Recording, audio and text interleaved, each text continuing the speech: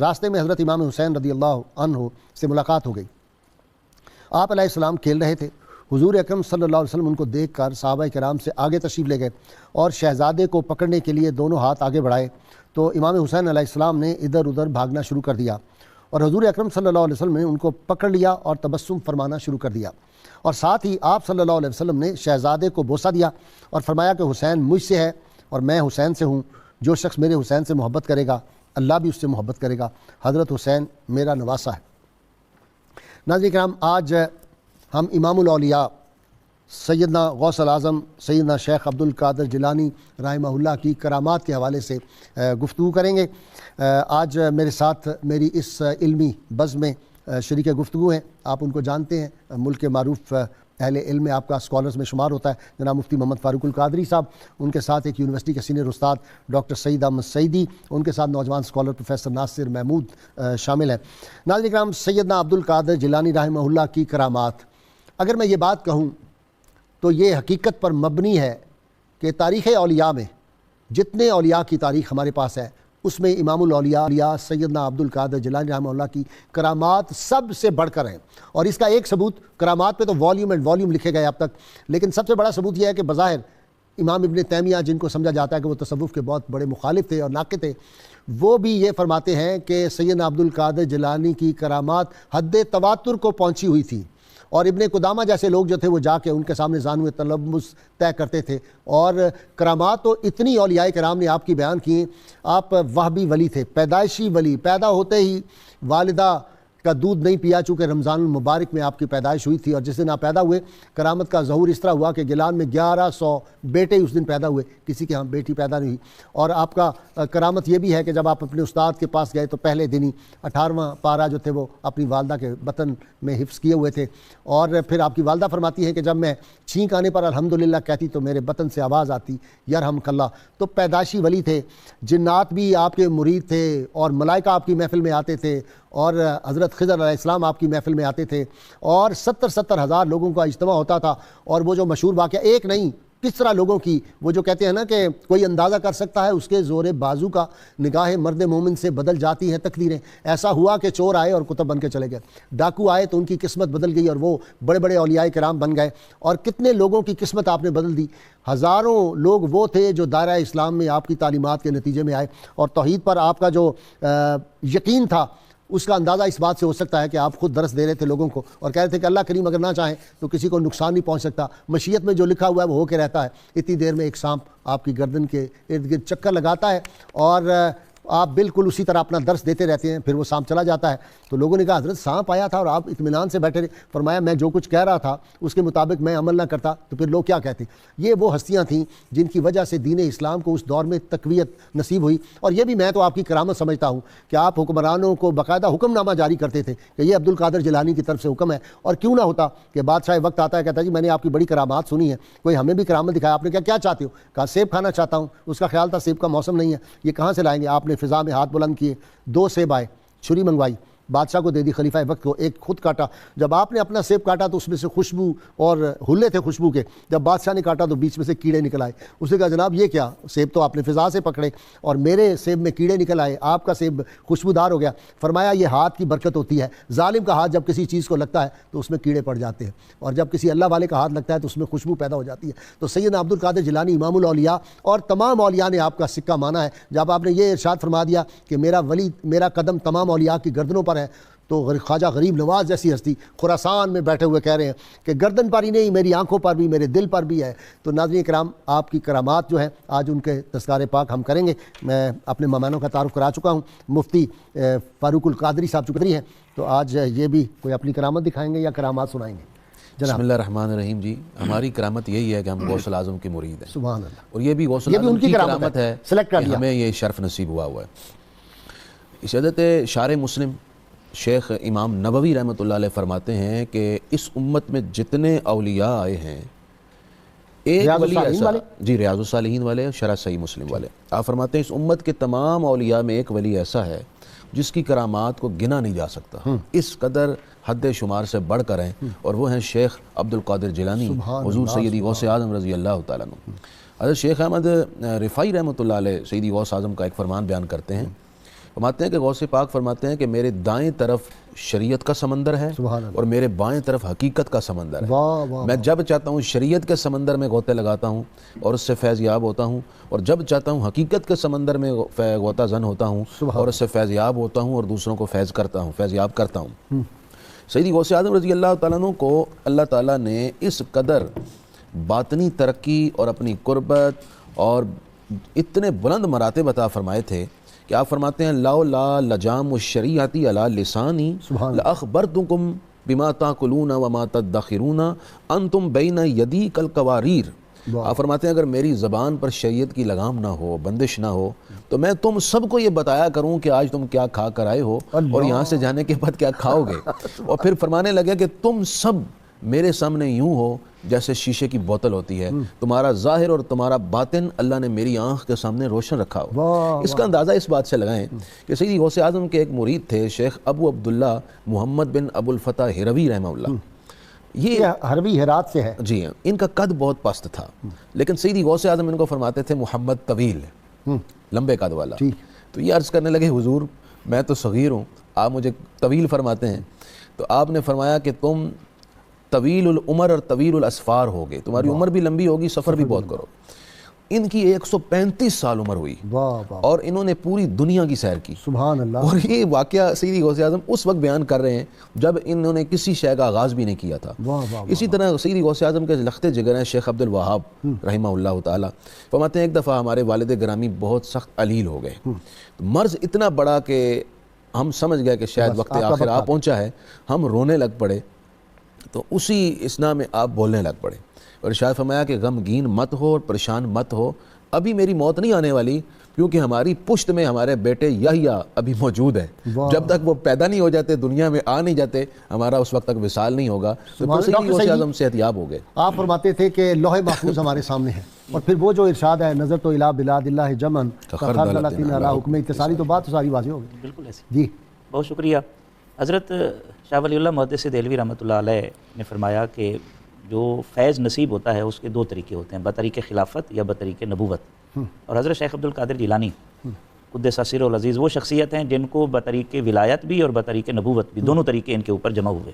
ٹھیک۔ اور حضرت ابن عربی رحمۃ اللہ علیہ فرماتے ہیں کہ ہر دور میں ایک ایسا فرد وحید ہوتا ہے جو اللہ کے اسم القاہر کا مظہر ہوتا ہے، وَهُوَ الْقَاهِرُ فَوْقَ عِبَادِهِ، اور ساری مخلوق کے دل اس کے تصرف میں ہوتے ہیں۔ واہ واہ تو حضرت شیخ عبد القادر جیلانی جو ہے وہ یہ شان رکھتے تھے۔ واہ واہ واہ واہ۔ جہاں تک آپ کے مقام اور مرتبہ کے حوالے سے ہے، کرامات، اچھا ایک کام کرنے کی ضرورت ہے، اللہ مجھے توفیق دے گا تو میں اس پر کراؤں گا یونیورسٹی میں، کہ آپ کی جو کرامات یار ہے، کبھی یہ بھی کہہ دیا کرو کہ میں کام کروں گا، ہمیشہ یہ کہتے ہو کہ یونیورسٹی سے کام کراؤں گا۔ جی سر، ہم بالکل ایسے، وہ تو اس طرح کے لوگ تو ہمارے یہاں بہت پائے جاتے ہیں جو لوگوں سے ہی کام کرواتے ہیں۔ جی خود بھی میرا مطلب ہے جو تھیسس ناصر بہت خوش ہو رہا ہے اس بات سے، مجھے نہیں سمجھ آئی۔ یہ بھی ایک صلاحیت ہوتی ہے جی سر، تھیسس لکھوانا، ظاہر کرانا، سپرویژن، یہ ہوتا ہے۔ یہ تو ایسی دل لگی آپ سے کر رہا ہوں۔ بسم اللہ سر۔ تو اس میں سر وہ جو آپ کی کرامات ہیں ان پر ابھی تک یہ کام نہیں ہوا، اس کی سماجی جہتیں کیا ہیں، سیاسی جہتیں کیا ہیں، اخلاقی اور معاشی جہتیں کیا ہیں۔ مثلا وہ جو سیب آیا ہے بادشاہ کے ہاتھ میں اور اس میں کیڑے پڑے ہوئے ہیں، یہ ایک سیاسی پہلو ہے اور سیاسی تربیت ہے۔ اسی طریقے سے آپ نے جو وہ اشرفیاں جو ہے وہ نچوڑی تھیں، ان سے خون نکلا تھا اور فرمایا تھا اگر تو آل رسول سے نہ ہوتا تو یہ میں تیرے محل تک بہا دیتا، اس میں بھی ایک سیاسی حکمت موجود ہے۔ تو یہ پہلو ہے، اس پر کام کرنے کی ضرورت ہے، بلکہ پورا معاشی ایک نظام دے دیا، نظام دیا۔ اور 3000 کے قریب جو ہے آپ کے ادارے میں طلبہ پڑھتے تھے، اور جب بیت المقدس فتح ہوا ہے تو ابن نجا اور ابن قدامہ صلاح الدین ایوبی کے ساتھ کھڑے ہوئے تھے۔ واہ واہ واہ، یہ آپ کا فیض ہے۔ صلاح الدین ایوبی سارا فیض ہی آپ کا ہے؟ آپ کا ہے، نور الدین زنگی ہوں، وہ نہیں کرامت کہ انہوں نے کہا کہ 100 جنگوں میں حصہ لیا لیکن شہادت لوگوں نے کہا نصیب نہیں ہوئی۔ اس نے کہا اصل بات یہ ہے کہ بچپن میں سیدنا عبد القادر جیلانی میری گردن پہ ہاتھ پھیرا تھا، تو اس گردن کے اس برکت سے، ہاتھ سے میرے گردن پہ کسی غیر مسلم کی تلوار نے اثر نہیں کیا۔ اچھا، اس میں جو کرامات ہوتی ہیں اس کے دو پہلو ہوتے ہیں یا دو قسمیں کہہ لیں، ایک وہ ہوتی ہیں جس میں علم اور کشف کا پہلو ہوتا ہے، اور دوسرا قدرت اور تاثیر۔ تو علم اور کشف کسی کے سینے میں کیا ہے، مثلا ابو النجا ادیب جو تھے آپ کی محفل میں آئے، ادیب تھے، ناوی تھے، انہوں نے کہا جی آج میں شمار کرتا ہوں کتنے شعر آپ پڑھتے ہیں، ہر بندے کا اپنا ذوق ہوتا ہے۔ تو میں نے کپڑے کے نیچے وہ دھاگا رکھا اور جب آپ شعر پڑھتے تھے تو میں اس کو کرتا، انگلیوں پہ گنے نہیں گئے تو میں نے کہا گانٹھیں لگاتا جاتا۔ تو وہ جیسے ہی وہ گانٹھ مارتے گئے آپ متوجہ، آپ نے فرمایا کمال ہے، میں کھول رہا ہوں تو باندھ رہا۔ تو یہ ایک علم جو ہے یہ کشف سے عبارت ہے، یعنی دل میں اور جو آپ کر رہے ہیں اس سے پتہ چلتا ہے۔ ہاں جی، کشف آپ کا بڑا زبردست تھا جی۔ ظاہر ہے جی اگر لوح محفوظ پہ نظر ہے اور لوگوں کے دل فرماتے ہیں کہ میری 2 انگلیوں کے درمیان چاہو تو یوں کر دوں، چاہے تو یوں کر دوں، تو پھر بات کرامات تو پھر ایک سمندر ہے۔ بسم اللہ الرحمن الرحیم۔ حضرت کے غازی صاحب، کرامت کا اگر سمجھنا ہو بنیادی طور پر کہ کرامت ہے کیا، اور پھر حضور سید غوث اعظم رضی اللہ تعالیٰ عنہ کی کرامات کی طرف آئیں، بعض لوگوں کو شک پڑتا ہے کہ شاید انہوں نے کہانیاں سنانے لگے ہیں یا واقعات سنانے لگے ہیں، شک کرتے ہیں۔ اس کے لیے صرف قرآن مجید کے کوئی 3 مقامات اگر لوگ پڑھ لیں تو انہیں سمجھ آئے گی کہ کرامت کیا ہوتی ہے اور حضور غوث اعظم کا مقام کیا ہے۔ ایک سجیسٹ کروں گا سورہ الکہف سے، اصحاب کہف کی کرامات میں سے، پھر آگے حضرت موسیٰ علیہ السلام اور سیدنا خضر علیہ السلام کی ملاقات میں سے، پھر سورہ النمل میں سیدنا سلیمان علیہ السلام کے دربار میں آپ کے ایک کتاب کے عالم ملکہ سبا جن کا تحت لانے والی، یہ 3 کرامات پر اگر غور کر لیا جائے تو سمجھ آ جائے گی کہ کرامت کیا ہوتی ہے۔ حضور نبی کریم عاصم بن برقیہ کی بات جی اشارہ کر رہے ہیں۔ جی سب سے بنیادی بات یہ ہے کہ اللہ پاک نے جب یہ جو اصحاب کہف تھے، اصحاب کہف، ان کو 309 سال غار میں سلائے رکھا، اور کرامت کا ظہور کیا ہوا، 309 سال تک سورج طلوع ہوتے اور غروب ہوتے راستہ بدل دیتا تھا۔ اچھا جی ہاں، قرآن پاک میں اللہ پاک نے فرمایا، حالانکہ قرآن مجید میں سورج اور چاند کے راستے مقرر ہیں، لا الشمس ينبغي لها ان تدرك القمر ولا الليل سابق النهار كل في فلك سورہ یاسین۔ جی، یہ قدرناہ منازل اللہ پاک نے فرمایا، مگر ہوا کیا، اللہ پاک فرماتا ہے قرآن مجید میں سورہ الکہف میں، وَتَرَى الشَّمْسَ إِذَا طَلَعَتْ تَزَاوَرُ عَنْ كَهْفِهِمْ ذَاتَ الْيَمِينِ وَإِذَا غَرَبَتْ تَقْرِضُهُمْ ذَاتَ الشِّمَالِ وَهُمْ فِي فَجْوَةٍ مِّنْهُ۔ اللہ پاک نے فرمایا میرے پیارے حبیب صلی اللہ علیہ وآلہ وسلم، آپ دیکھتے ہیں کہ سورج جب طلوع ہوتا ہے تو دائیں طرف کو تھوڑا سا جھک جاتا ہے، اور جب غروب ہوتا تو ذات الشمال تھوڑا سا بائیں طرف جھک جاتا، تاکہ گرمی، علاقہ گرم تھا جہاں اصحاب کہف تھے، تاکہ جی تاکہ گرمی ان کے کہف میں غار میں داخل ہو کر ان کو تنگ نہ کرے۔ بعض لوگ سمجھتے ہیں کہ نہیں، سورج کا راستہ یہی تھا، ان کے لیے نہیں بدلا اللہ پاک نے۔ آیہ مبارکہ کا اگلا حصہ ان کی اس غلط فہمی کو دور کر دیتا ہے۔ اللہ پاک نے فرمایا ذالک من آیات اللہ، یہ اللہ کی بڑی نشانیوں میں سے ایک نشانی ہے کہ اولیاء بنی اسرائیل جس غار میں تھے 309 سال تک سورج کا راستہ ان سے بدل دیا۔ تو جب اللہ اپنی تقدیر کو، اپنے مقدر کیے ہوئے راستوں کو اولیاء بنی اسرائیل کے لیے بدل دیتا ہے تو اولیاء امت محمدی کا عالم کیا ہوگا، کوئی سوچ نہیں سکتا۔ سبحان اللہ سبحان اللہ سبحان اللہ، واہ واہ واہ۔ اور دوسری چیز اگر دیکھنی ہو، سیدنا موسیٰ علیہ السلام کے ساتھ سیدنا خضر علیہ السلام کی ملاقات، اس کے سارا واقعی پورا کرامت ہے۔ حضرت خضر علیہ السلام کے بارے میں زیادہ اقوام قول یہی ہے کہ وہ ولی ہیں۔ ٹھیک، ان کی کرامت میں سے پہلی کرامت، سیدنا موسیٰ علیہ السلام بھنی ہوئی مچھلی ساتھ لے کے گئے۔ ٹھیک ہے، وہ مچھلی بھنی ہوئی، اور جب اس مقام پر پہنچے فَوَجَدَا عَبْدًا مِّنْ عِبَادِنَا، جس جگہ اللہ کے بندوں میں سے اس بندے کو انہوں نے پایا، تو کہتے ہیں کہ مچھلی، مردہ مچھلی، قرآن کے الفاظ ہیں، زندہ ہو کے دریا میں چلی گئی۔ واہ واہ واہ، یعنی جس جگہ پر بنی اسرائیل کے ایک ولی سانس لیتے ہیں وہاں پر مردہ چیز زندہ ہو جائے، تو حضور غوث اعظم کے زندہ کرنے کے واقعات پر اعتراض، اتنے واقعات ہیں، ان پر اعتراض کیا؟ بہت اعلیٰ بات کی آپ نے، قرآن سے ثابت ہے، قرآن سے ثابت ہے۔ یعنی اگر بنی اسرائیل کا ایک ولی مردہ چیز کو زندہ کر دے تو کوئی اعتراض نہیں، اور اگر ولی امت محمدی زندہ کرے تو اس میں شرک کا خطرہ آ جائے۔ اس لیے جناب نے فرمایا خضر علیہ السلام کو کہ نیچے آؤ اے اسرائیلی، اے خضر بنی اسرائیل رک جا، خضر محمدی کی بات سنتا جا، سنتا جا۔ اور اگر خضر محمدی یہی کام دکھائیں، وہ واقعہ مشہور ہے، اتنے سالوں کی کشتی نکل آئی تو اللہ قادر ہے اس بات پر اپنے کسی ولی کے ہاتھ پر نکال دے۔ اب ظاہر ہے یہ بات چونکہ حضور غوث اعظم رضی اللہ تعالیٰ عنہ کے واقعات حدیث یا قرآن میں تو نہیں ملیں گے، ہم تو قرآن سے استشہاد کر سکتے ہیں، ہم بتا سکتے ہیں کہ مردہ چیز ولی کی سانس لینے کی جگہ پر زندہ ہوئی۔ اب یہ دیکھیں امکانی صورتیں، حضرت خضر علیہ السلام نے 3 افعال کیے نا، ایک کشتی کو توڑ دیا، ایک بچہ مار دیا، ایک دیوار سیدھی کی۔ دونوں کاموں کے بارے میں پہلی 2 چیزیں اس طرف اشارہ ہے۔ ایک، جب کشتی کو عیب دار کیا، فرمایا فَأَرَدْتُ أَنْ أَعِيبَهَا، میں نے ارادہ کیا کہ کشتی کو عیب دار کر دوں، اور جب بیٹا مارا تو ارادہ یہ تھا اللہ پاک کا کہ ان کو نیک بندہ بچہ ملے اس کے بدلے میں، تو فرمایا فَأَرَدْنَا أَنْ يُبْدِلَهُمَا رَبُّهُمَا خَيْرًا مِّنْهُ زَكَاةً وَأَقْرَبَ، ہم نے ارادہ کیا کہ ان کا رب ان کو بہتر بچہ عطا کر دے۔ حضرت خضر علیہ السلام اس بات میں اپنا ارادہ بیان کر رہے ہیں اللہ کی مشیت کے ساتھ ملا کے۔ تو جب خضر بنی اسرائیل حضور یہ کام کر دے اور کسی کو شک نہیں، کوئی فتویٰ نہیں، تو حضور کی امت کے اولیاء، حضور نے فرمایا علماء امتی کا انبیاء بنی اسرائیل، اور یہ امت محمدی کنتم خیر امت اخرجت للناس، یہ خیر الرسل کی امت ہے۔ ہمارے لوگوں کو ایک عجیب بیماری آ گئی حضور، میں تو کہتا ہوتا ہوں اکثر اپنی گفتگو میں کہ we are the best people. یہ جو لوگ کہتے ہیں نا ہمارے یہ برائی یہ برائی، میں نے کہا تمہیں برائیاں نظر آتی، اللہ کہتا ہے کنتم خیر امت، تم بہترین امت ہو۔ ہم آج بھی اللہ کے فضل و کرم سے، یہ تو ہماری بد نصیبی ہے، قیادت بہتر آ جائے، نہ ہمیں مذہبی قیادت اچھی ملی نہ سیاسی۔ جی مفتی صاحب آپ کی طرف آتا ہوں۔ جی حضرت قیادت مل جائے تو اس جیسی امت، اس جیسا ملک، اس جیسی قوم ہے ہی نہیں دنیا میں۔ جب جب قیادت رہی یہ امت عزت فضل اور رفت میں آسمان کو چھتی رہی، ترکی دیکھیں، ملائیشیا دیکھیں، رہی۔ بالکل آپ بجا فرما رہے ہیں۔ مولانا روم رحمہ اللہ فرماتے ہیں کہ گفتہ او گفتہ اللہ بود گرچہ از حلقوم عبداللہ بود، جب ولی اللہ کا مقرب ہو جاتا ہے تو اس سے اللہ کی قدرتیں ظاہر ہوتی ہیں، اللہ کی طاقتوں کا ظہور اس شخص سے ہوتا ہے۔ اسی وجہ سے اولیاء اللہ کی وہ پھر اوصاف مختلف کرامات کی صورت میں ہم انہیں یاد کرتے ہیں۔ خلیفہ المستنجد باللہ، آپ نے پہلے بھی ذکر کیا کہ وقت کے حکمران غوث اعظم کی بارگاہ میں رجوع کیا کرتے تھے، رہنمائی لیا کرتے تھے، اور سرکار غوث اعظم ان کی رہبری فرماتے تھے۔ خلیفہ المستنجد باللہ کا عزیز ایک ایسے مرض میں مبتلا ہو گیا کہ حکماء اور اطباء دنیا نے تھک ہار گئے لیکن اس کو علاج نہیں کر سکے۔ بیماری تھی مرض استسقاء کی، پانی پی پی کے تھک گیا، پیاس نہیں ختم ہو رہی۔ نتیجہ یہ نکلا کہ پیٹ غازی صاحب ڈرم کی طرف بڑھ گیا۔ اب وہ لے آئے اس مریض کو سیدی غوث اعظم کی بارگاہ میں، عالی جان نگاہ کرم فرمائیں، تو سیدی غوث پاک نے ان کا آپریشن کیا۔ آپریشن یوں کیا کہ آپ نے بسم اللہ الرحمن الرحیم پڑھ کر اپنا دستے پاک ان کے پیٹ پر رکھا، ان کا پیٹ پیچھے ہوتا گیا۔ جیسے ہی ہاتھ اٹھایا تو بالکل ایک سمارٹ شخص کی طرح پیٹ ان کی اپنی اصل جگہ پر واپس آ گیا۔ سبحان اللہ۔ یہ اللہ تعالیٰ اپنے بندوں کے وجود میں جو برکات پیدا فرماتا ہے اسی کا ظہور تھا جس پر علامہ ناصر صاحب نے دلائل دی ہیں۔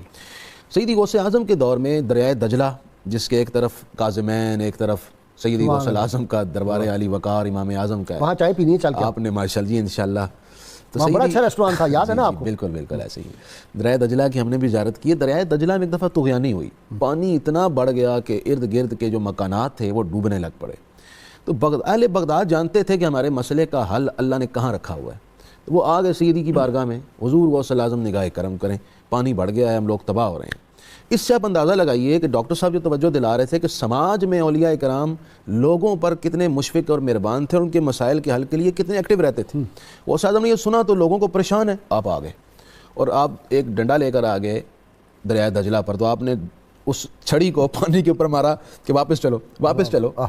اللہ والوں کی حکومتیں پانیوں پر بھی ہوتی ہے نا، سیدی فاروق اعظم کا فرمان جاری حدیث بخاری شریف کی کہ میں ہاتھ بن جاتا ہوں، مجھ سے پکڑتا ہے۔ سالنی لاعطینہ، اللہ نے فرمایا اگر یہ میرا بندہ مجھ سے کچھ کہہ دے، سوال کر لے، میں وہ کر دیتا ہوں۔ چھڑی ماری تو پانی واپس آ گیا۔ بہت مختصر سی بریک، اور مفتی صاحب بڑی زبردست بات فرما رہے تھے، اور حدیث پاک میں ہے، حدیث قدسی اللہ کریم فرماتے ہیں جب بندہ نفل پڑھ پڑھ کے میرے اتنے قریب ہو جاتا ہے، میں اس کے ہاتھ بن جاتا ہوں، مجھ سے پکڑتا ہے، اس کی آنکھ بنتا ہوں، مجھ سے دیکھتا ہے، زبان بنتا ہوں، مجھ سے بولتا ہے، قدم بنتا ہوں، مجھ سے چلتا ہے۔ جب یہ مقام آ جائے تو پھر ہاتھ ہے اللہ کا بندہ مومن کا ہاتھ۔ یہ تذکار پاک جاری رہیں گے، کرامات سیدنا عبدالقادر جیلانی، ہمارے ساتھ رہیے گا۔ اللہم صلی علی سیدنا و مولانا محمد وعلی سیدنا علی و سیدتنا فاطمہ و سیدتنا زینب و سیدنا حسن و سیدنا حسین وعلى آله وصحبه وبارك وسلم اللهم صل على سيدنا ومولانا محمد وعلى سيدنا علي وسيدتنا فاطمة وسيدتنا زينب وسيدنا حسن وسيدنا حسين وعلى آله وصحبه وبارك وسلم ویلکم بیک ناظرین کرام۔ علامہ فرماتے ہیں نہ پوچھ ان خرقہ پوشوں کی ارادت ہو تو دیکھ ان کو، ید بیضا لیے بیٹھے ہیں اپنی آستینوں میں۔ ڈاکٹر سعیدی صاحب، میں آپ کو ایک بات پریکٹیکل جو میری آنکھوں کے سامنے ہوئی، اور اس کے گواہ ہمارا وزیر خارجہ جو ہے شاہ محمود قریشی، ان کی بڑی بہن جو ہے وہ اس بات کی گواہ ہے، نواب ریاض حسین قریشی، نواب صادق حسین قریشی جو ہمارے گورنر تھے، ان کے بیٹے تھے، چیف جسٹس سابق میاں محبوب احمد صاحب موجود تھے میرے گھر میں، مئی 2001، یہ 26-27 مئی کی بات۔ شدید حبس، بارش، اور حضرت شیخ ناظم العادل علاقانی قبرسی نقشبندی تشریف لائے ہوئے تھے میرے ہاں، بہت بڑے شیخ جو ترکی کے اس وقت سربراہ ہیں، ان کے بھی وہ شیخ تھے، اور بڑے بڑے لوگ ان کے مرید۔ تو آپ بیٹھے ہوئے، حبس، پنکھے چالے تھے، لیکن حبس اتنا تھا، انہوں نے صرف آسمان کی طرف دیکھا اور کہا Ali Hujwiri in your city too hot, oh too hot, 3 دفعہ کہا۔ ود ان 3 منٹس اتنی بارش، اتنی ٹھنڈ کہ لوگ بھاگ کے اندر داخل ہو گئے، وہ کارپٹ اٹھانے مشکل ہو گئے، ٹینٹ ادھر گئے، اور اندر لوگ مجھ سے مانگ رہے ہیں جناب بھائی صاحب سویٹر دے دیں۔ اب گرمیوں میں کہاں سویٹر اندر سنبھال کے رکھے ہوتے ہیں، جو چادر بسترے کی کوئی چیز ہاتھ آئی، اتنی ٹھنڈ کہ مری بن گیا۔ یہ تو ہمارا دیکھنے ہے، اور یہ میں بات کہہ رہا ہوں، اور میں نے ان لوگوں کے نام بھی بتائے جو وہاں اس پہ موجود تھے۔ جی سبحان اللہ۔ اس میں کوئی شک نہیں ہے کہ جب جو حدیث قدسی جس طرف آپ اشارہ فرما رہے تھے، جب اللہ اس کے ہاتھ بن جائے، اس کے پاؤں میں اللہ کا دست قدرت آ جائے، اس کی زبان میں اللہ کا کلام آ جائے، تو پھر پیچھے کیا رہ جاتا ہے۔ ٹھیک، میں ایک اور پہلو کی طرف اشارہ کرنا چاہتا ہوں، ارشاد۔ وہ بڑا دلچسپ پہلو ہے۔ عام طور پر ایک خاص جو طبقہ ہے جو تصوف کو ناپسند کرتا ہے اور یا تصوف کو دین کا متوازی ایک دین قرار دیتا ہے، اگر ان کے آپ چلے جائیں سلسلے میں، تو ابن تیمیہ کے وہ بہت زیادہ عقیدت مند ہیں اور بہت زیادہ پیروکار ہیں، وہ اللہ رسول کی بات نہیں مانیں گے، ابن تیمیہ کی بات مانیں گے. صحیح بات. اس حد تک وہ بدترین. ہم تو مقلد ہیں، اچھے مقلد ہیں، یہ تو اس حد تک مقلد ہے کہ جو اللہ تعالیٰ کی پناہ. ٹھیک ہے ٹھیک ہے. تو ابن تیمیہ خود، اس کے جو استاد تھے ان کا نام تھا عز الدین عبداللہ بن احمد بن عمر الفاروسی. یہ شیخ شہاب الدین سہروردی کے سلسلہ میں بیعت تھے اور خلیفہ تھے. ٹھیک. اور خود ابن تیمیہ جو ہیں، اچھا اس عز الدین عبداللہ ابن احمد کے جو استاد ہیں وہ علامہ ابن قدامہ حنبلی ہیں، وہ سلسلہ قادریہ میں بیعت تھے. اور خود ابن تیمیہ جو ہے یہ بھی سلسلہ قادریہ میں بیعت تھے. ٹھیک. اور اس سے آگے چلیں، ابن تیمیہ نے وصیت کی تھی، اگر وہ تصوف مخالف تھے، ہاں کہ مجھے مقابر و صوفیاء میں مجھے دفن کیا جائے. آپ ان کے بیٹے نے بھی یہی کی. ان کے بیٹے نے بھی یہی وصیت کی. تو اگر ان چیزوں کا اثر نہیں ہوتا کہ وہ وصال کے وقت بھی وہ سہارا اور وسیلہ ڈھونڈ رہے ہیں، تو اس سے آپ اندازہ لگا سکتے ہیں کہ یہ اولیاء کا اور صوفیاء کا. ایسے نہیں امام غزالی نے کہا تھا کہ میں یقینی طور پر اس حقیقت تک پہنچ گیا ہوں کہ یہ صوفیاء کا طبقہ ہی وہ طبقہ ہے جو حقیقت میں ہم السالکون لطریق اللہ، جو اللہ کے راستے پر صحیح چلنے والے ہیں. اور ان سیرتہم احسن السیر، ان کی سیرت سب سے بہترین سیرت ہے. وان طریقہم اصوب الطرق، اور جس راستے پر یہ چلتے ہیں وہ سب سے بہترین راستہ ہے. وان اخلاقہم ازکی الاخلاق، اور ان کا اخلاق بہترین اخلاق ہے. اس پر بس نہیں کی امام غزالی نے. آگے کہتے ہیں لأنہم یقتبسون من مشکات صدر النبوہ، یہ اس لیے گمراہ نہیں ہوتے، یہ صدر نبوت کے نور سے کسب فیض کرتے ہیں. ولأنہم یرون الملائکہ یقظہ ویرون ارواح الانبیاء یقظہ، اور اس لیے کہ یہ انبیاء کی ارواح کو اپنے سر کی آنکھوں سے دیکھتے ہیں بیداری کے عالم میں، اور ملائکہ کو اپنے سر کی آنکھوں سے دیکھتے ہیں. تو یہ وہ راستہ ہے کہ ابن تیمیہ بھی، ویسے وہ سلسلہ قادریہ میں بیعت تھے، لیکن جو لوگ ان کو تصوف کا مخالف ثابت کرتے ہیں اور ان کی طرف منسوب کر کے کتابیں بھی چھپی ہوئی ہیں، آپ اس سے اندازہ لگا لیں کہ وہ وصال کے وقت صوفیاء کی پناہ لینا چاہتے ہیں کہ ان کی پناہ کی وجہ سے میری بخشش ہو سکتی ہے. انہوں نے قطب العارفین کے لقب سے آپ کو یاد کیا. بالکل، قطب العارفین عبد القادر جیلانی کو قطب العارفین لکھا ہے. باقی جس کا بھی وہ نام لیتے ہیں براہ راست ان کا نام لیتے ہیں، جناب شیخ فلاں، ان کو قطب العارفین کیا کیا القابات سے. جی ناصر. اس کے لیے ان کی کتاب الاستقامہ پڑھنے والی ہے. اس والے سے حضور میں نے تیسرے جو مقام کا قرآن مجید کا ذکر کیا، میں چاہتا ہوں بات مکمل ہو جائے. سورہ النمل میں یہ عظیم ایک کرامت ہے کہ ساری کرامات اولیاء پر ایک مہر ثبت ہو جاتی ہے. سیدنا سلیمان علیہ السلام نے لوگوں سے پوچھا ایکم یاتینی بعرشھا قبل ان یاتونی مسلمین، ان کے مسلمانوں کے آ جانے سے پہلے اس کا تخت کون لائے گا؟ تو پہلے ایک جن کھڑا ہوا، قال عفریت من الجن انا آتیک بہ قبل ان تقوم من مقامک، کہ میری طاقت یہ ہے کہ وہ آپ اپنی جگہ سے محفل برخاست کریں اس سے پہلے میں وہ تخت لے آؤں گا. فرمایا نہیں، اس سے جلدی چاہیے. ایک انسان کھڑا ہوا. اب یہ حضرت سلیمان علیہ السلام بیت المقدس فلسطین میں ہے اور وہ صبا یمن میں ہے. فاصلہ لوگ گوگل کر کے خود دیکھ لیں، وہ سینکڑوں کلومیٹر میں ہے. وہ شخص نے کہا قال الذی عندہ علم من الکتاب، جس کے پاس کتاب کا علم تھا، ایک کتاب کا عالم. زبور یا انجیل ہوگی، حضرت سلیمان علیہ السلام داؤد علیہ السلام پر زبور آئی، بنی اسرائیل کی کوئی کتاب ہوگی، قرآن مجید تو تھا نہیں. اس نے کہا انا آتیک بہ قبل ان یرتد الیک طرفک، کہ آپ کی آنکھ جھپکنے سے پہلے وہ تخت میں حاضر خدمت کر دوں گا. اور کر دیا. اور جب کر دیا، بڑے مزے کی بات ہے، جب اس نے حاضر کر دیا تو اس نے کہا، حضرت سلیمان علیہ السلام نے فرمایا ھذا من فضل ربی، یہ میرے رب کا فضل ہے. ہمارے ناظرین کرام کے لیے یہ بات غور کرنے والی ہے، جب رب کا فضل ہو جائے تو ٹائم اینڈ سپیس ختم ہو جاتے ہیں. یہ آج کی ٹائم اینڈ سپیس تھیوری کو پڑھ لینا کہ یہ جو لائٹ کی سپیڈ کا 70% حاصل کر رہے ہیں اس کو بھی کہہ دیا کہ امپاسبل ہے. یہ پاسبلٹیز کی دنیا جب اللہ اور اس کے رسول کے نزدیک آ جائے، انہوں نے کہا کہ میرے رب کا فضل ہے کہ نہ ٹائم رہا نہ سپیس، سارا سکڑ گیا. اب حضور سرور دو عالم صلی اللہ علیہ وآلہ وسلم کو اللہ پاک نے فرمایا یا ایھا النبی انا ارسلناک شاہدا ومبشرا ونذیرا وداعیا الی اللہ باذنہ وسراجا منیرا. حضور کی یہ نعت اور تعریف کرنے کے بعد رب العزت نے فرمایا وبشر المؤمنین، ان شانوں کو ماننے والوں کو بشارت دے دیں ان لہم من اللہ فضلا کبیرا، ان کے لیے فضل کبیر ہے. یعنی اگر فقط فضل ہو جائے تو ٹائم اینڈ سپیس ختم، اور اگر فضل کبیر ہو جائے تو کیا ہوگا؟ نظر تو الی بلاد اللہ جمعا کخردلۃ علی حکم اتصالی. حضور غوث اعظم پھر معراج 2 قدم رہ جاتی ہے. سبحان اللہ. فرمایا تھا کہ میرا مرید لا تخف اللہ ربی، میرے مرید مت ڈر، اللہ میرا رب ہے. اتانی منکم رفعتا منکم ملالی، وہ ایسی رفعت عطا کی کہ اگر میں مشرق میں ہوں، میرا مرید مغرب میں ہے تو مجھے پکارے تو میں اس کی مدد کو پہنچاتا ہوں. واہ واہ واہ. یعنی یہ چیز اللہ پاک نے اگر اولیاء بنی اسرائیل کو عطا کی تھی تو امت محمدی صلی اللہ علیہ وآلہ وسلم کے اولیاء کا مقام و مرتبہ ان سے بہت اوپر ہے. امام یافی رحمۃ اللہ علیہ شوافے میں سے تھے اور ایک عظیم محدث ہیں. بعض لوگ یہ سمجھتے ہیں کہ صرف صوفیاء نے یہ باتیں لکھی. امام یافی کی بات سناؤں. کوئی ایک عورت حضور غوث اعظم رضی اللہ تعالیٰ عنہ کے پاس اپنا بیٹا سلوک اور تصوف کے لیے چھوڑ کے چلی گئی کہ اس کو سکھائیں. کچھ عرصے بعد آئی تو دیکھا بیٹا بیچارہ وہ جو کی روٹیوں پر وہ رنگ اس کا خراب ہوا اور عجیب و غریب کمزور پڑا ہوا. اس کو دیکھ کے حضور غوث اعظم کے پاس گئی تو آپ مرغا کھا رہے تھے اور اس کی ہڈیاں سامنے پڑی تھیں. وہ تو بس آپے سے باہر ہو گئی، کہنے لگی میرا بیٹا اس کی یہ کیفیت اور آپ خود مرغا کھا رہے ہیں. آپ نے ان ہڈیوں کی طرف اشارہ کیا، فرمایا قم باذن اللہ، تو وہ ہڈیاں مرغا بن کے زندہ ہو گئیں. فرمایا کہ جب تمہارا بیٹا اس مقام پر پہنچے گا لیاکل ما شاء یاکل، تو جو مرضی کھاتا رہے پھر اس پر اثر نہیں ہوگا. مفتی صاحب وہ بھی تو واقعہ ہے نا کہ وہ عیسائی بیان کر رہا تھا کہ جناب عیسیٰ مردوں کو زندہ کرتے تھے. آپ کے پیغمبر صلی اللہ علیہ وسلم نے کبھی مردے کو زندہ کیا؟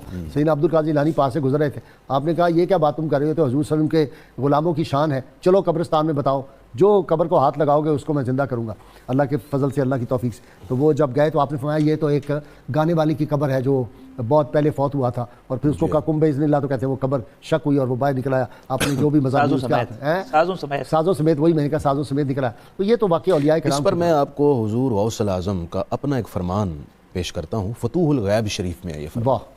آپ فرماتے ہیں قال اللہ تعالی بعض کتبہ, اللہ تعالیٰ نے اپنی بعض کتابوں میں خود یہ فرمایا ہے, یہ جو فرمان ہے یہ اللہ کا فرمان ہے, انا اللہ لا الہ الا انا, میں ہی معبود ہوں, میرے سوا کائنات کا کوئی حقیقی بادشاہ نہیں. میری شان یہ ہے اقول للشیء کن فیکون, میں کسی شے کے بارے میں کہہ دوں ہو جا تو وہ ہو جاتی ہے. اب اللہ تعالیٰ نے آگے کیا فرمایا, یبن آدم اطعنی اجعل تقول للشیء کن فیکون, ابن آدم تو مجھے راضی کر لے, پھر میں تجھے یہ شان دے دوں گا کہ تو کہے گا کون اور شاید وہ ہو جائے گی. پھر غوث اعظم آگے فرماتے ہیں قد فعل ذلك بکثیر من انبیائہ و اولیائہ و خواصہ من بنی آدم. اللہ تعالیٰ نے یہ شان اور یہ رتبہ اپنے نبیوں, اپنے ولیوں اور بہت سارے خواص کو عطا فرمایا ہے. یہ بات لکھنے کے بعد اب شیخ محقق کی بات سنیں.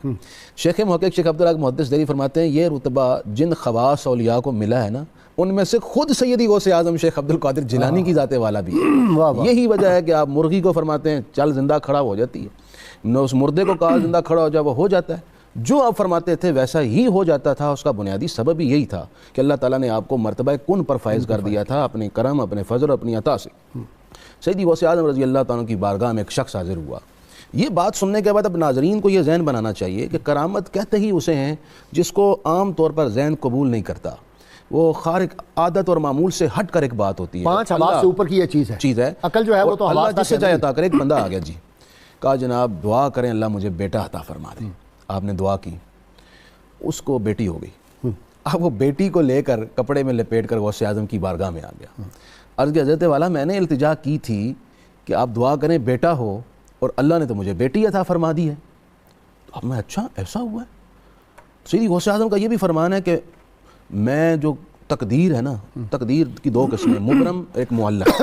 پھر معلق میں بھی ایک مبرم ہوتی ہے. تو جو معلق میں مبرم ہے, معلق با مبرم ہے, ہاں میں اس کو اپنی دعا سے بدل دیتا ہوں اللہ کے فضل اور رحمت سے. تو آپ نے اچھا پاک نے بدل دیا تھا. جی بالکل. آپ میں اچھا بیٹی ہو گئی, میرے پاس لاؤ. آپ نے اس بیٹی کو دیکھا اور کپڑا لپیٹا, اور میں گھر جا کے کھولنا.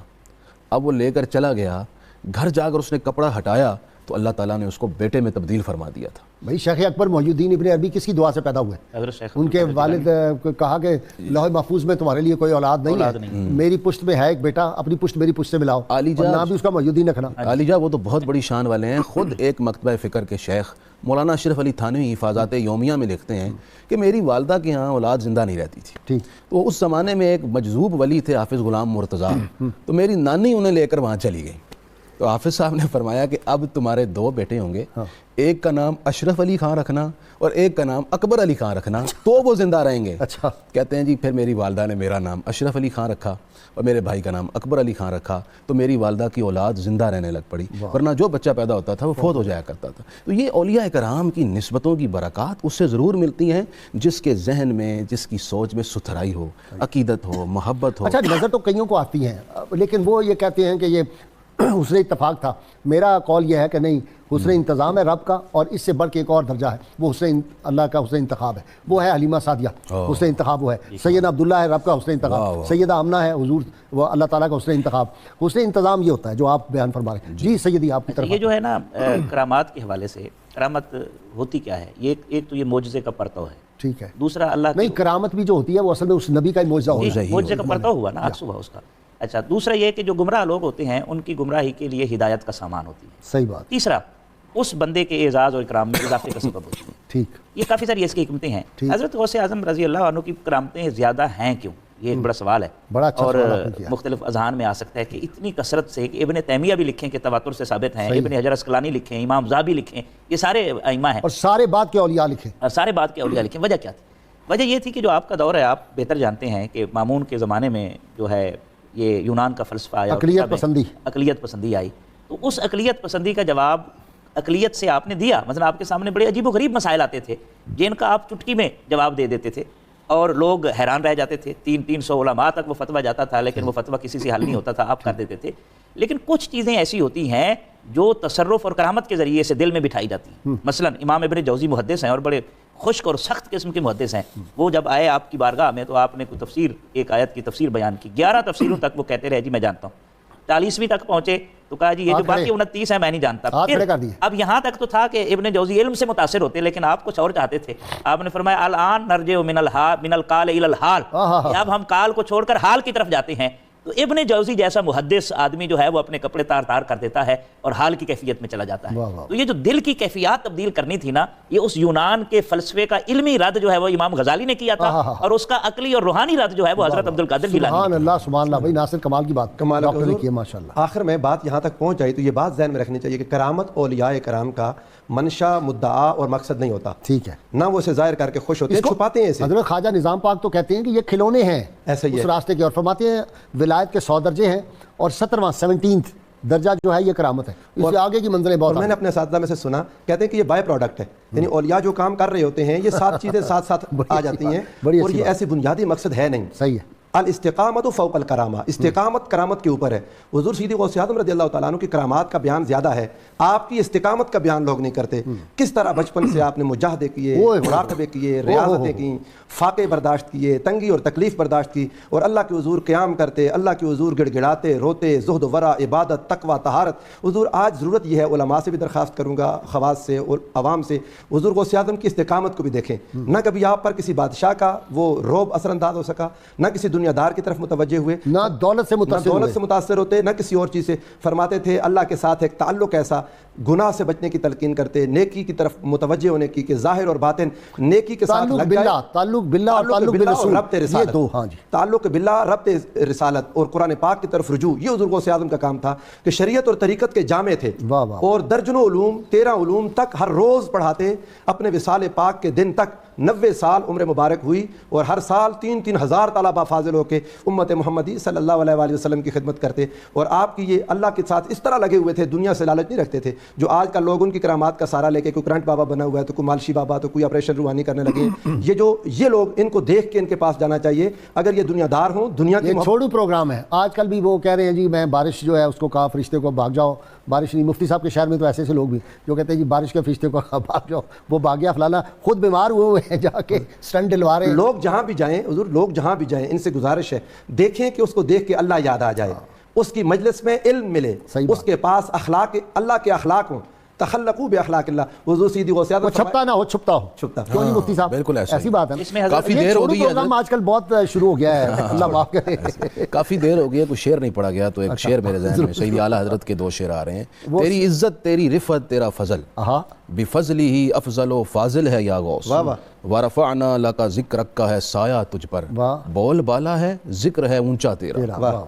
سیدی غوث اعظم اب حضرت فرما رہے ہیں کہ ان کی استقامت نہیں بیان کی جاتی تو ہم بیان کر دیتے ہیں. سیدی غوث اعظم خود فرماتے ہیں کہ مجھے راہ حق میں جتنی مشقتیں اور تکالیف آئیں, اگر یہ کسی پہاڑ پر آتی تو پہاڑ پھٹ جاتا, میں نے وہ سب برداشت کی تو اللہ کریم نے مجھے اپنی محبوبیت اور اپنی قربت کا شرف بخشا. مفتی صاحب 7 مرتبہ جی کسی کو یہ نصیب ہو جائے کہ اس میں لعاب دان مصطفیٰ صلی اللہ علیہ وسلم آ جائے اور 6 مرتبہ علی المرتضیٰ شیر خدا کا, تو وہاں تو پھر کرامات کا ایک کلزم بہرا ہوگا. بالکل ایسا ہی ہے, یہ تو سوچنا ہی بالکل یہ کم علمی ہوگی. اگر جاتے جاتے میں جی ایک بات کہہ دوں, رمضان شریف کا مہینہ تھا تو ایک مرید آیا جی افطاری میرے گھر کریں, میں ہم آ جائیں گے. دوسرا آیا جی میرے گھر کریں, میں آ جاؤں گا. تیسرا آیا جی میرے گھر کریں, میں آ جاؤں گا. 70 مریدین نے دعوت دی, آپ نے ساروں کی دعوت ایکسیپٹ کر لی. واہ واہ. اب جو خادم خاص تھا وہ سوچنے لگ پڑا کہ ساروں کیا کیسے جائیں گے, ایک وقت میں پوری رات گزر جائے اگر باری باری جائیں, افطاری کا وقت بھی ایک ہوتا ہے. تو اگلے دن ایک مرید آیا جی, اللہ کا بڑا فضل ہے, کل غوث پاک نے میرے یہاں افطاری کی. دوسرا کہنے لگا کیا بات کر رہے ہو, آپ نے تو میرے یہاں افطاری فرمائی تھی. تیسرا کہنے لگا دونوں کیا بات کر رہے ہیں, وہ تو میرے یہاں تشریف لائے تھے. تو یہ بحث چل پڑی. تو سیدی غوث اعظم نے فرمایا اللہ نے اس فقیر کو یہ عزت بخشی ہے کہ یہ ایک وقت میں کئی جگہوں پر بیک وقت جا سکتا ہے. جب سیدی غوث اعظم جو ابن رسول ہیں ان کی یہ شان ہے تو امام الانبیاء کی کیا عظمت و شان. وہ تو جی اولیاء کرام تو وہ ان کو اللہ تعالیٰ نے یہ توفیق دی ہوتی ہے. یہ ڈاکٹر سعیدی بھی 5 جگہ پہ افطاری کر لیتے ہیں رمضان. ویسے اس وقت آپ کی بھی کرامت ہے کہ اس وقت آپ بھی ہزاروں کروڑوں مقامات پر موجود ہیں اور آپ کو لوگ دیکھ رہے ہیں. جی جناب. یہ حضور غوث اعظم رضی اللہ تعالیٰ عنہ کے اپنے بیٹے کہتے تھے کہ اس نے افطاری انہوں نے گھر میں کی. یہ تو اللہ پاک نے مقام عطا کیا, اللہ کی عطا ہے, اس کو سمجھنے کی ضرورت ہے. حضور غوث اعظم رضی اللہ تعالیٰ عنہ کی ساری زندگی ان چیزوں. وہ جو ہمدانی بزرگ تھے کشمیر والے, ان کی بھی بالکل اس سے ملتی جلتی کرامت ہے. 40 جگہوں ہیں شاہ ہمدان, 40 جگہوں پہ گئے اور ہر گھر میں جا کے ایک قصیدہ لکھ کے چھوڑ کے آئے. اور دوسرے دن انہوں نے کہا جی کہ نہیں وہ میرے گھر تھے, انہوں نے کہا میرے گھر تھے, انہوں نے کہا یہ قصیدہ بھی لکھ کے دیں گے, میں اس لیے سچا ہوں. دوسرے نے کہا میرے پاس بھی قصیدہ موجود ہے. تو یہ اللہ تعالیٰ کے جو اولیاء ہیں جی ان کو یہ بعض لوگ یہ پوچھتے ہیں کہ پھر کربلا میں کیوں ایسے ہوا. وہاں استقامت تھی, استقامت تھی اور رب کی حکمت, رب کی حکمت تھی, دین کو زندہ کرنا تھا. اور کسی نے تو دکھانا تھا کہ یہاں تک بھی اگر آ جائے تو دین سے ہٹنا نہیں. کرامت نہیں, استقامت. یہ استقامت دکھانی ہے چاہے جان چلی جائے دین کی خاطر. حضرت جنید بغدادی کا فرمان ہے, اور بلکہ آپ کے شیخ نے آپ کو تلقین کی کہ عبد القادر یعنی لعاب دہن ڈالا جا چکا ہے لیکن اس کے باوجود شریعت کی حدیں پامال نہیں کی. مرشد کریم نے کہا عبد القادر پہلے علم شریعت حاصل کرنا ہے, پھر اس کے اوپر عمل کرنا ہے. جب عمل کریں گے تو خود بخود علم لدنی کے دھارے جو ہے وہ بہنے گے. یہ طریقہ ہے جس کو شاہ زندہ کی وہ بات سنا دیں جہاں ہم چند دنوں قبل حاضر ہوئے ہیں, کیسے آپ نے اپنی گردن جوڑی اور نماز مکمل کی. نماز میں سنائیں شاہ زندہ. وہ حضرت قسم بن عباس رضی اللہ تعالیٰ عنہ, حضرت عبداللہ بن عباس کے بھائی ہیں, سیدنا عباس حضور کے چچا جان کے بیٹے, کزن. وہاں ہم گئے تھے تو وہاں لوگوں میں یہ بات مشہور ہے اور تواتر سے چلی آ رہی ہے کہ ان کو جب وہاں پہ وہ جو تھے زرتشت تھے اس زمانے میں, انہوں نے ان کو شہید کر دیا نماز پڑھتے ہوئے, ان کی گردن اتاری, گردن پھینک دی ایک طرف. تو اس کے باوجود اللہ کی توفیق سے ان کی گردن واپس آئی. وہ پہلے انہوں نے 2 رکعت پڑھی تھی, انہوں نے پوری 4 رکعت اپنی پوری کی نماز دوبارہ, اور اس کے بعد وہ وہاں کنواں ہے, مفتی صاحب اور ہم وہاں گئے ہیں, وہاں چائے بھی ہم نے پی بیٹھ کے کنویں کے ساتھ, اس میں وہ چلے گئے. تو ان کا نام شاہ زندہ. وہاں آپ حضرت قسم بن عباس کہیں تو کسی کو نہیں پتا, شاہ زندہ کا مزار کہیں آپ تو یہ سمرقند میں, تو وہاں پہ آج بھی ان کا مزار ہے. یہ اتنی تواتر سے اللہ تعالیٰ نے امت محمدیہ علیہ صاحب صلاۃ کو اتنی توفیقات عطا کی ہے کہ اس میں تو میرے خیال ہے صرف اولیاء کی کرامات جینون جو ہے پرانے بزرگوں کے حوالے سے تو میرا خیال ہے والیوم بن جائیں اس کرامات. اور پھر امام الاولیاء جو ہے, یہ تو عام ولی کی اتنی کرامات ہم روز سنتے ہیں, تو جو اولیاء کے سردار ہیں ان کا تو مقام پھر وراء الورا ہے. جی آج کے دور میں سیدنا عبد القادر کی جیلانی رحمۃ اللہ علیہ کی یہ جو حیات کے ہم مختلف گوشے, آپ کی کرامات, آپ کا زہد, تقویٰ, علم, اس کی ضرورت ہے ڈاکٹر ذرا یہ بتاؤ. اس حوالے سے 2-3 چیزیں ہیں. جب ہم چیز دیکھتے ہیں ہم فائنل پر نظر رکھتے ہیں, پیچھے چیزیں چھوڑ دیتے ہیں. ٹھیک, جس طرف ناصر صاحب نے اشارہ کیا, آپ کا بچپن, آپ کا زہد, آپ کا ورع, آپ کی تربیت, رزق حلال, نور, یہ ساری چیزیں. اس کے بعد شیخ کامل کی صحبت میں بیٹھنا, اساتذہ کے سامنے بیٹھنا, سینکڑوں علماء سے کسب فیض کرنا, پھر جا کر یہ مقام آتا ہے. تو ہمیں جو ہے صرف جس طرح آج کی ہم نشست میں ڈسکس کر چکے ہیں, صرف کرامتیں نہیں, کرامتوں کے پیچھے جو یہ تو ایک مقام ہے, ادنا مقام ہے. یہ تو اس کے پس منظر میں جو محنت ہوتی ہے وہ اس نسل کو وہ کرنے کی ضرورت ہے, اس نسل کے سامنے لانے کی ضرورت ہے. بہت شکریہ ڈاکٹر سعیدی آپ کا, مفتی صاحب آپ کا بھی شکریہ, پروفیسر ناصر. ناظرین کرام, کتاب الشفاء سے نسخے کا وقت ہو گیا. پتے کی پتھری کا علاج ہے یہ. اگر کسی شخص کے پتے میں پتھری ہو تو سورہ البقرہ کی آیت نمبر 74-74